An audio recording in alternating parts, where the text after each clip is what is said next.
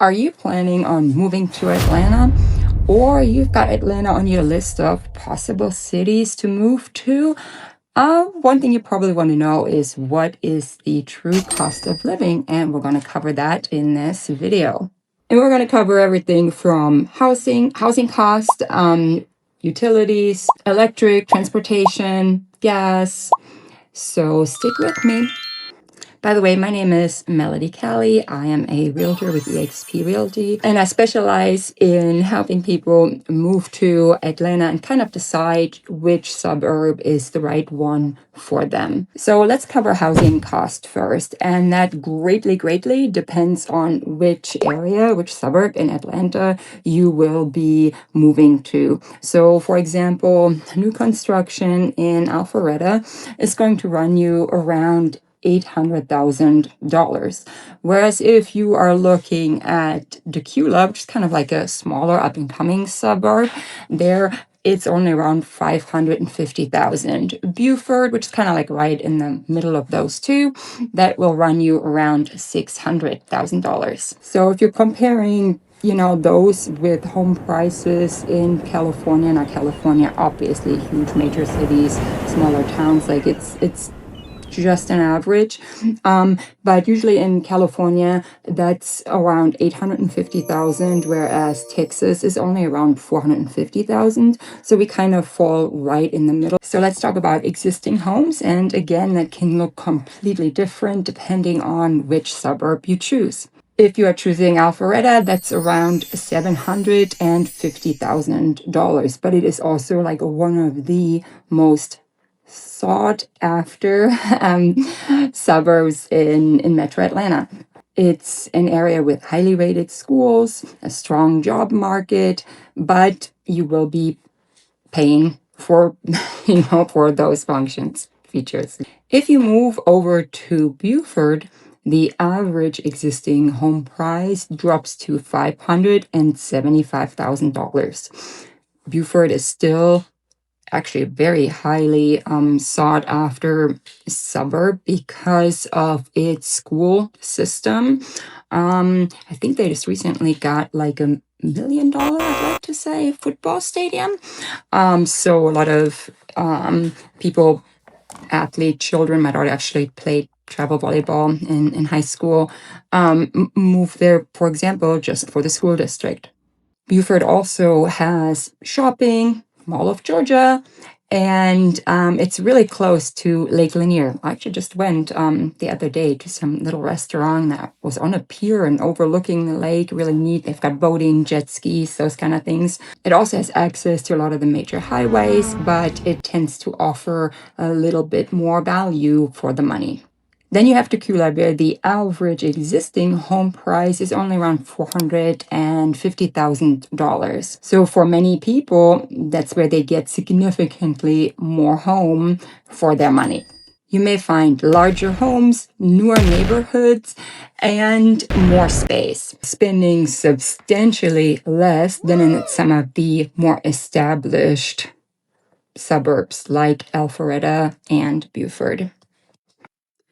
So if you are comparing those three areas, that's a difference of about $300,000 from the highest price option to the lowest price option, and that obviously can make a huge difference in your monthly mortgage costs. Let's talk about property taxes. So property taxes are kind of an area of surprise for people when they move to Georgia. While our home prices are often lower than California, property taxes are a little bit different.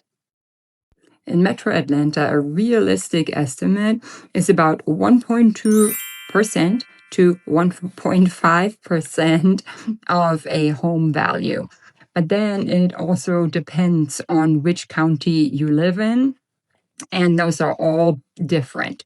So if you're putting that into perspective, on a $500,000 home, you are looking at roughly between $6,000 and $7,500. And something to keep in mind is that as you are paying down dutifully your home year after year. Just because your mortgage goes down does not mean that your property taxes are going to go down, because your home value might go up. So for example, we had purchased our home in 2019 for around $300,000. And I don't remember what the taxes were then. But now that the home is valued at over $550,000, and I do get a homestead exemption, but still my taxes, I think, are around, or they were last year, around $7,200. So that is a huge expense. Now you have several choices with property taxes. You can either roll that and like your insurance into your monthly payment, and depending on where you are in the home buying process and such, it may be possible to pay that separately. So for me, that was important. I did not want to have an extra, I think it wound up being like an extra $1,000 a month or $1,200 a month that I had to pay. For me, I knew with commissions and everything else, I would be getting chunks here and there, and I wanted to simply go, oh, I have it, I pay it, rather than on a monthly basis, kind of getting hammered with those costs. But that is something to take into consideration. So in comparison to California, a $500,000 home may only have about $5,500 in property taxes per year, which is that's a pretty big difference. And Texas is usually around $8,000 per year. So in Atlanta, we kind of fall somewhere in the middle. Bottom line is, when you are comparing home prices and where to live and cost of living, make sure that you also factor in things like property taxes. So let's talk about the prices of groceries. For a family of 4 in Atlanta, you can budget around $1,500 per month. Now, could you spend more? Absolutely. Could you spend less? Sure, but that's usually, the 1,500 is a pretty good estimate about what you're going to be spending. So it obviously depends on, are you shopping at Publix where the prices are significantly higher, Kroger, or are you shopping at Aldi and Walmart? So it kind of depends on where you go shopping and what kind of things you buy. Since we are in the South, though, organic foods, I mean, it's kind of like in California, everything that's organic is more expensive. While in the South, because not that many people arguably buy organic foods, those items are going to run at premium prices. Now, if you're comparing that to California, that's roughly around $1,900 per month, and Texas is around $1,450 per month. So compared to other states, we do not fare, badly. Utilities, I'm actually going to start off with the other states first. So, because I have a lot to say on that. So California, around $300 a month. Texas, around $300 per month. And here, if we did not have extremely hot summers, like AC breaking down kind of hot, we probably would be doing okay. But like I said, in the summer, it gets so hot, and it's not just the heat, it's the humidity, that your AC is just running 24/7. So that's definitely reflected in your air conditioning bill. Now, roughly, I would say $400 per month. In the wintertime, we do have 4 seasons here, not like California or Los Angeles, where I used to live, where it's just, shorts and t-shirt all day. We do get 4 seasons here. Some of the seasons are shorter, but we do have a winter, and then you are heating your house. So depending on whether you have gas or electric, and that also adds up.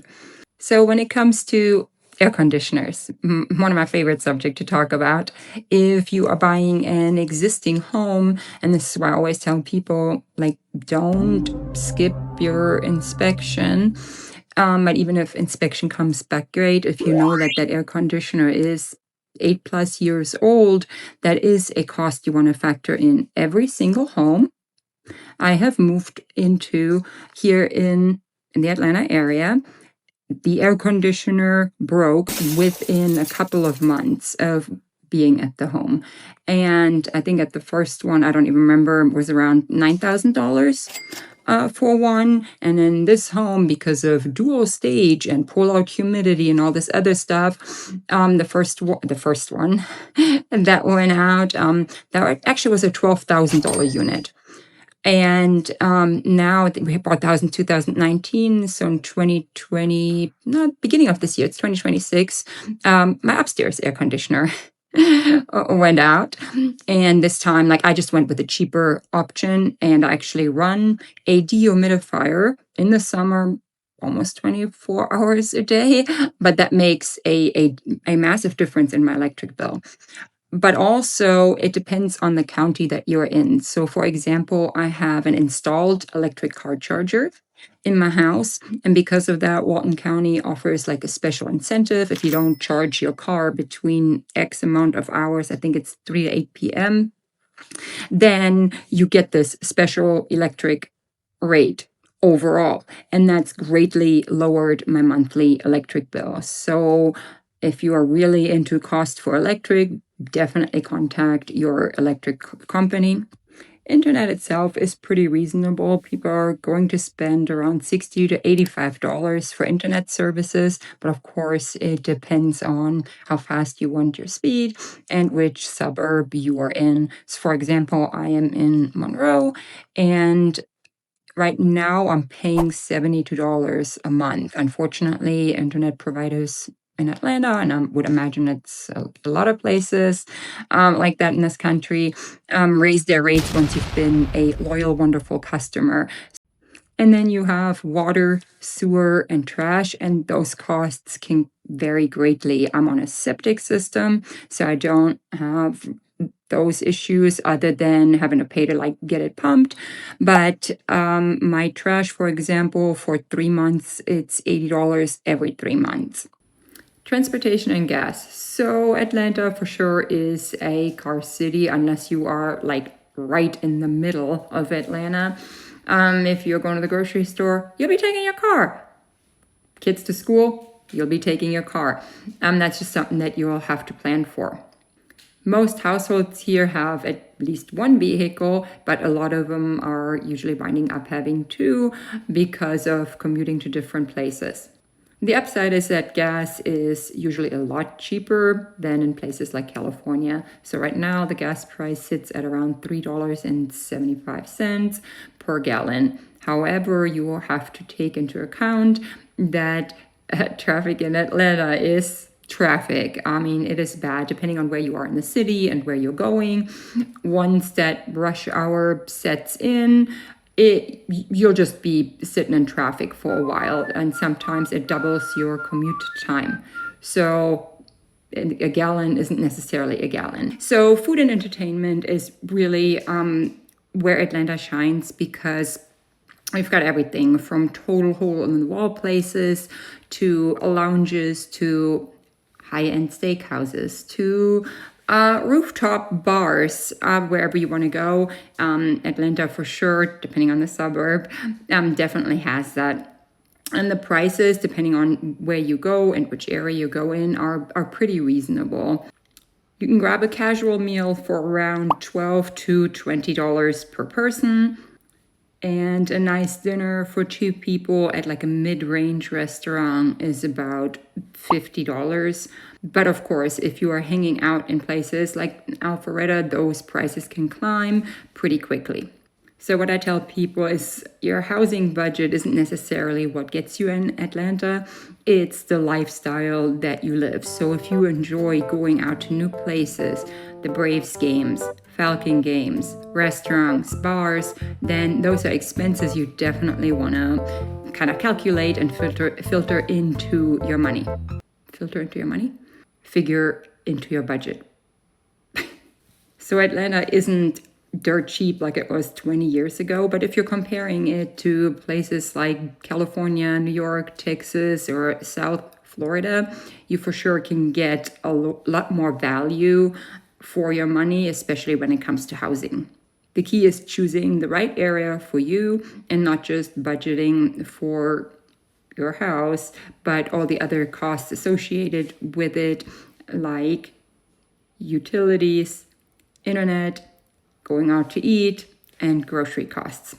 So if you are ready to move to Atlanta and you're trying to figure out the best suburb for you, remember, I'm Melody Kelley, Realtor. My link is in the description, and you can directly book a Zoom call with me, and then we can kind of discuss a strategy moving forward. I look forward to hearing from you.